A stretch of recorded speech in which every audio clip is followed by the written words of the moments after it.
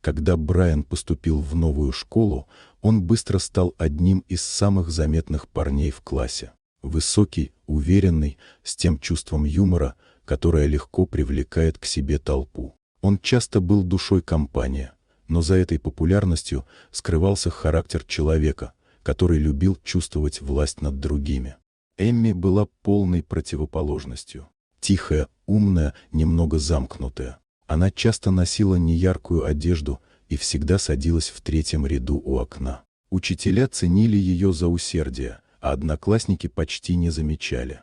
Однажды в коридоре, после уроков, когда в школе было еще много учеников, Брайан и его друзья решили пошутить. Эмми стояла у своего шкафчика, когда он неожиданно дернул ее за рюкзак, зацепив и край платья. Ткань за что-то зацепилась и со звуком треснула. Девочка резко обернулась, на ней осталась только тонкая майка и испуганный взгляд.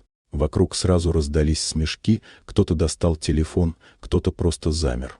Эмми не побежала прочь, не расплакалась. Она застыла на секунду, потом медленно повернулась лицом к одноклассникам, выпрямилась и спокойно сняла остатки платья до конца, оставаясь в спортивных леггинсах и топе, как будто это была репетиция танца или театральная сцена. Она положила платье в рюкзак, кивнула учителю, проходившему мимо, и спокойно пошла к выходу.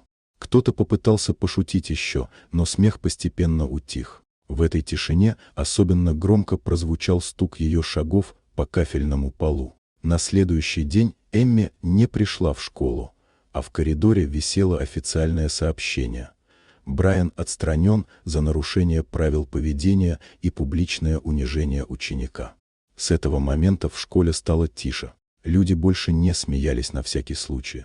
Эмми вернулась через неделю в новой одежде и с тем же спокойным взглядом. И все как будто поняли, она вовсе не была слабой, просто не тратила силы на глупости. Если вам понравилась эта история, поставьте лайк и подпишитесь, впереди еще много удивительных рассказов.